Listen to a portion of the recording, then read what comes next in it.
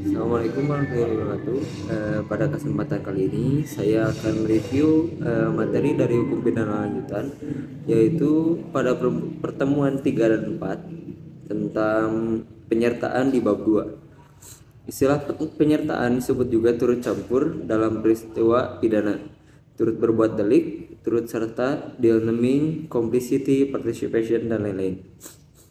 Pengaturan penyertaan yang pertama secara umum buku 1 bab 5 KUHP pasal 55 sampai 62, dan yang kedua secara khusus secara tersebar dalam buku 2 KUHP, buku 3 KUHP, dan beberapa peraturan di luar KUHP atau tindak pidana khusus. Pengertian penyertaan.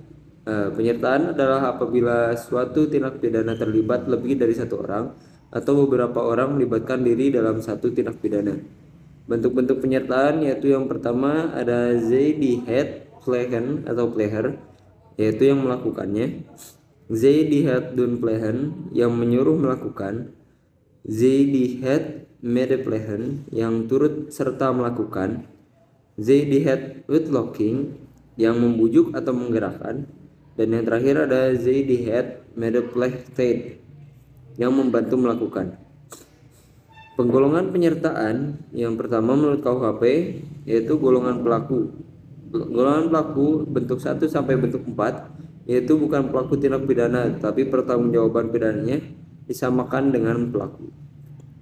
Yang kedua, golongan pembantu bentuk 5 yaitu diatur dalam pasal 56 dan 57 KUHP. Menurut doktrin yang pertama, zelfstandig vormen van deelneming, bentuk penyertaan yang berdiri sendiri, artinya pelaku bertanggung jawab sendiri-sendiri atas perbuatannya, yaitu bentuk 1 sampai dengan bentuk 3. Dan yang kedua ada onzelfstandig vormen van deelneming, bentuk penyertaan yang pertanggungjawaban pesertanya bergantung pada perbuatan peserta lainnya sebagai perbuatan yang dapat dihukum, yaitu bentuk 4 dan bentuk 5. Pengertian dari bentuk pertama yaitu pleger, yaitu pelaku yang melakukan tindak pidana. Dalam hal ini dapat dikategorikan sebagai pelaku tunggal atau dapat juga sebagai pelaku yang jamak. Dan bentuk kedua ada doen pleger atau yang menyuruh melakukan, yaitu orang yang melakukan tindak pidana menggunakan orang lain sebagai perantara, tetapi perantara itu hanya berperan sebagai alat. Dan bentuk ketiga ada yang turut serta melakukan atau medepleger. KUHP tidak memberikan definisi, tetapi MVT memberikan pengertian bahwa orang yang turut serta melakukan ialah orang yang dengan sengaja turut berbuat atau turut mengerjakan terjadinya sesuatu. Dan bentuk keempat ada penganjur atau whitlocking, yaitu orang yang menggerakkan orang lain untuk melakukan suatu tindak pidana dengan menggunakan sarana-sarana yang ditentukan oleh undang-undang.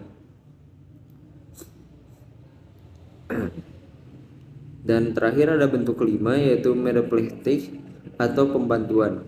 Diatur dalam pasal 56 KUHP yaitu ada dua bentuk. Yang pertama pada saat kejahatan dilakukan, dalam hal ini tidak ditentukan bentuknya secara limitatif dalam undang-undang.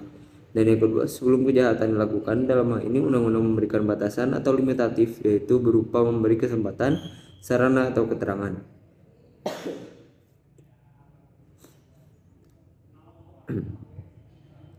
Dan yang terakhir ada penyertaan dengan kealpaan atau culpos deelneming. Tindak pidana yang disebabkan karena kealpaan pada prinsipnya tidak dapat dipidana karena tidak mempunyai unsur kesengajaan. Misalnya yang pertama, memberi gunting pada B yang katanya mau menggunting kain, tetapi ternyata digunakan oleh B untuk melakukan kejahatan.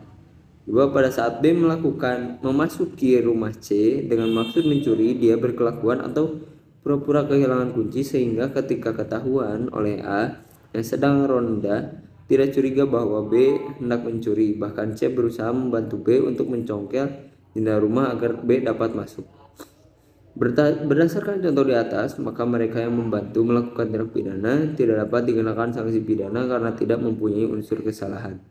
Mungkin hanya segitu yang dapat saya sampaikan. Jika ada kurang atau lebihnya mohon maaf.